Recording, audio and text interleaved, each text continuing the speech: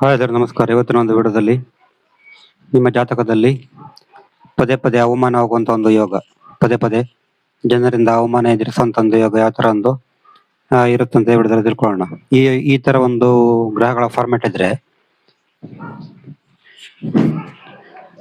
ನಿಮಗೆ ಜನರಿಂದ ಸಮಾಜದಲ್ಲಿ ಪದೇ ಪದೇ ಅವಮಾನ ಆಗ್ಬೋದು, ಅವಮಾನ ನಿರಾಸೆ ಆಗ್ಬೋದು. ಅದು ಹೇಗೆ ಅಂತ ತಿಳ್ಕೊತ ಹೋಗೋಣ. ಇಲ್ಲಿ ಲಗ್ನ ಅಂತ ಹೇಳಿದ್ರೆ ನಿಮ್ಮ ಮುಂದೆ ಪ್ರತಿಬಿಂಬ ನೀವೇ. ಲಗ್ನ ಅಂತ ಹೇಳಿರೋದು ನೀವು, ನಿಮ್ಮ ಪ್ರತಿಬಿಂಬ ಅಂತ ಹೇಳ್ಬೋದು. ಲಗ್ನ ಅಂತ ಹೇಳಿದ್ರೆ ಅಂದ್ರೆ ಲಗ್ನ ಅಂದ್ರೆ ಒಂದೇ ಮನೆ ಆಗತ್ತೆ. ಲಗ್ನ ಅಂತ ಹೇಳಿದ್ರೆ ನಿಮ್ಮ ವ್ಯಕ್ತಿತ್ವ ನೀವು ಅಂತಾನೆ ಸೂಚಿಸ್ತದೆ. ಮತ್ತೆ ನಿಮ್ಮ ಕೆಲಸ ಮತ್ತು ನಿಮ್ಮ ಸಾಮಾಜಿಕ ಸ್ಥಾನಮಾನ ಅಂದ್ರೆ 10ನೇ ಮನೆ. ಲಗ್ನದಿಂದ 10ನೇ ಮನೆ ಅಂತ ಹೇಳಿದ್ರೆ ನಿಮಗೆ ಸಿಗುವಂತ ಒಂದು ಗೌರವ, ನಿಮಗೆ ಸಿಗುವಂತ ಒಂದು ಇದು ಗೌರವ, ಒಂದು ಈ ಹೆಸರು, ಸ್ಥಾನಮಾನ, ಇದನ್ನೆಲ್ಲ ನೀವು 10ನೇ ಮನೆಯಲ್ಲಿ ತಿಳ್ಕೊಬಹುದು. ಲಗ್ನದಿಂದ 10ನೇ ಮನೆಯಲ್ಲಿ ತಿಳ್ಕೊಬಹುದು. ಮತ್ತೆ ಇಲ್ಲಿ ಸೂರ್ಯ ನಿಮ್ಮ ಗೌರವದ ಕಾರಕ. ಜಾತಕದಲ್ಲಿ ಸೂರ್ಯ ಎಷ್ಟು ಸ್ಟ್ರಾಂಗ್ ಇರ್ತದೋ ಅಷ್ಟು ನಿಮ್ಗೆ ಸಮಾಜದಲ್ಲಿ ಗೌರವ, ಸ್ಥಾನಮಾನ ಸಿಗುತ್ತೆ. ಸೂರ್ಯ ವೀಕ್ ಆದಷ್ಟು ಕೂಡ ನಿಮ್ಗೆ ನೀವು ಎಷ್ಟೊಂದು ಧನಿಕರಾಗಿದ್ರು, ಶ್ರೀಮಂತರಾಗಿದ್ರು, ನೀವು ಏನೋ ವಿದ್ಯಾವಂತರಾಗಿದ್ರು ಕೂಡ ನಿಮ್ಗೆ ಗೌರವ ಸಿಗಲ್ಲ. ಸೂರ್ಯ ಜಾತಕದಲ್ಲಿ ಸ್ಟ್ರಾಂಗ್ ಇರ್ಬೇಕು. ಸೂರ್ಯ ವೀಕ್ ಆಗ್ತಾ ಹೋದಾಗೆ ನಿಮ್ಮ ಸ್ಥಾನಮಾನ ಕೂಡ ಕಮ್ಮಿ ಆಗ್ತಾ ಹೋಗ್ತದೆ. ಸೂರ್ಯ ಗೌರವದ ಕಾರಕ ಆಗ್ತಾರೆ. ಇಲ್ಲಿ ಸೂರ್ಯ ಬಾಧಿತ ಆಗಿರಬಾರ್ದು. ಜಾತಕದಲ್ಲಿ ನೀವು ಬೇರೆ ಎಲ್ಲಾ ಒಂದು ಟಾಪಿಕ್ ಬಿಟ್ಟು ನಿಮ್ಮ ಗೌರವ ಮತ್ತು ನಿಮ್ಮ ಸ್ಥಾನಮಾನ ವಿಷಯ ನೋಡೋದಾದ್ರೆ ಸೂರ್ಯ ಚೆನ್ನಾಗಿರ್ಬೇಕು. ಸೂರ್ಯ ಚೆನ್ನಾಗಿರದೆ, ಉದಾಹರಣೆಗೆ ಒಬ್ಬ ವ್ಯಕ್ತಿ ತುಂಬಾ ರಿಚ್ ಅಂತ ತಿಳ್ಕೊಳ್ಳಿ, ತುಂಬಾ ಕೋಟೆಗಟ್ಟಲೆ ಹಣ ಇರ್ತದೆ, ತುಂಬಾ ರಿಚ್ ಆಗಿರ್ತಾರೆ ಅಂತ ತಿಳ್ಕೊಳ್ಳಿ. ಅವರಿಗೆ ಸೂರ್ಯ ವೀಕ್ ಇರ್ತದೆ. ಅವಾಗ ಅವರಿಗೆ ಆ ಸ್ಥಾನಮಾನ ಸಿಗಲ್ಲ. ಅವ್ರು ಹಣ ಮಾಡ್ತಾ ಹೋಗ್ತಾರೆ, ಎಲ್ಲ ಸರಿ ಇರ್ತದೆ. ಬಟ್ ಆ ಸಮಾಜದಲ್ಲಿ ಸ್ಥಾನಮಾನ ಸಿಗ್ಬೇಕಾದ್ರೆ ನಿಮ್ಗೆ ಸೂರ್ಯ ಚೆನ್ನಾಗಿರ್ಬೇಕು. ಇದನ್ನೊಂದು ನೀವು ಸರಿಯಾಗಿ ಗಮನಿಸ್ಬೇಕು. ಸೂರ್ಯ ಚೆನ್ನಾಗಿರ್ದಿದ್ರೆ ಆ ವ್ಯಕ್ತಿ, ಅವನು ಎಂತ ಒಂದು ಫಿಲ್ಮ್ ಸ್ಟಾರ್ ಆಗ್ಲಿ, ರಾಜಕೀಯ ವ್ಯಕ್ತಿ ಆಗ್ಲಿ, ಅವರಿಗೆ ಗೌರವ ಸಿಗಲ್ಲ. ಸೂರ್ಯ ಚೆನ್ನಾಗಿರ್ಬೇಕು.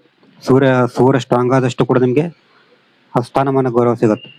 ಜಾತಕದಲ್ಲಿ ಏನಾದ್ರು ಸೂರ್ಯ ಬಾಧಿತವಾಗಿದ್ರೆ, ಉದಾಹರಣೆಗೆ ಸೂರ್ಯ ಏನಾದ್ರು ನೀಚಾಗಿದ್ರೆ, ಇಲ್ಲಿ ಸೂರ್ಯ ಇದ್ರೆ ನೀಚಾಗ್ತಾನೆ. ಸೂರ್ಯ ಏನಾದ್ರು ಶತ್ರು ರಾಶಿಯಲ್ಲಿದ್ರೆ, ಇಲ್ಲಿ 2 ಮನೆಯಲ್ಲಿದ್ರೆ, ಮಕರ ಕುಂಭದಲ್ಲಿದ್ರೆ, ಅವಾಗ ಕೂಡ ನಿಮ್ಗೆ ಸೂರ್ಯ ವೀಕ್ ಆಗ್ತಾನೆ. ಸೂರ್ಯನ ಜೊತೆ ಶನಿ ಇದ್ರೆ, ಸೂರ್ಯನ ಜೊತೆ ರಾಹು ಇದ್ರೆ, ಸೂರ್ಯನ ಜೊತೆ ಕೇತು ಏನಾದ್ರು ಇದ್ದಿದ್ರೆ ನಿಮ್ಗೆ ನಿಮ್ಮ ಗೌರವಕ್ಕೆ ಧಕ್ಕೆ ಬರ್ಬೋದು.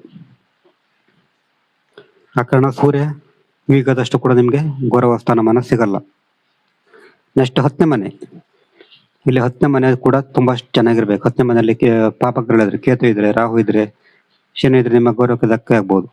ಮತ್ತೆ 10ನೇ ಮನೆ ಅಧಿಪತಿ ಕೂಡ ಸ್ಟ್ರಾಂಗ್ ಇರ್ಬೇಕು. 10ನೇ ಮನೆ ಅಧಿಪತಿ ನೀಚ ಆಗಿರ್ಬಾರ್ದು, ಅಸ್ತಾಗಿರ್ಬಾರ್ದು, ಶತ್ರು ರಾಶಿಯಲ್ಲಿ ಇರಬಾರ್ದು. ಈ ತರ ಇದ್ರೆ ನಿಮ್ಗೆ ಸಮಾಜದಲ್ಲಿ ಗೌರವ, ಸ್ಥಾನಮಾನ ಚೆನ್ನಾಗಿ ಸಿಗುತ್ತೆ. ಇಲ್ಲ ಅಂದ್ರೆ ನಿಮ್ಗೆ ಸಿಗೋದಿಲ್ಲ. ಮತ್ತೆ ಸೂರ್ಯನ ಜೊತೆ ಶನಿ ಇದ್ರೆ, ಸೂರ್ಯನ ಜೊತೆ ರಾಹು ಇದ್ರೆ, ಸೂರ್ಯನ ಜೊತೆ ಕೇತು ಇದ್ರೆ, ಸೂರ್ಯನ ಜೊತೆ ಶನಿ ಇದ್ರೆ, ಈ ತರ. ಮತ್ತೆ ಮಂಗಳ ಮತ್ತೆ ಶನಿ ಇದ್ರೆ ನಿಮ್ಗೆ ಪದೇ ಪದೇ ಅವಮಾನ, ಗೌರವಕ್ಕೆ ಧಕ್ಕೆ ಆಗ್ಬೋದು. ಇದು ನಿಮ್ಗೆ ಸಮಾಜದಲ್ಲಿ ಗೌರವ ಮತ್ತು ಪ್ರತಿಷ್ಠೆ ಸಿಗ್ಬೇಕಾದ್ರೆ ಇರಬೇಕಾದಂತ ಒಂದು ಅಂಶಗಳು. ನೀವು ಸಮಾಜದಲ್ಲಿ ನೋಡ್ಬೋದು, ಕೆಲವರಿಗೆ ಏನಿರಲ್ಲ, ತುಂಬಾ ಬಡಸ್ತಿ ಕೆಲರಿದ್ದಾರೆ, ಬಟ್ ಅವರಿಗೆ ಆ ಒಂದು ಸ್ಥಾನಮಾನ ಸಿಗತ್ತೆ.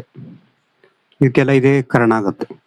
ನಿಮ್ಗೆ ಜಾತಕ ಶ್ರಮ ಬೇಕಾದ್ರೆ ನಮ್ದು ವಾಟ್ಸಪ್ ಸಂಖ್ಯೆ 70906 37 934. ಈ ನಂಬರ್ಗೆ ವಾಟ್ಸಪ್ ಅಥವಾ ಕಾಲ್ ಮಾಡಿದ್ರೆ ಜಾತಕ ಬಗ್ಗೆ ತಿಳಿಸಿಕೊಡ್ತೀನಿ. ಎಷ್ಟು ಬೇರೆ. ನಮಸ್ಕಾರ.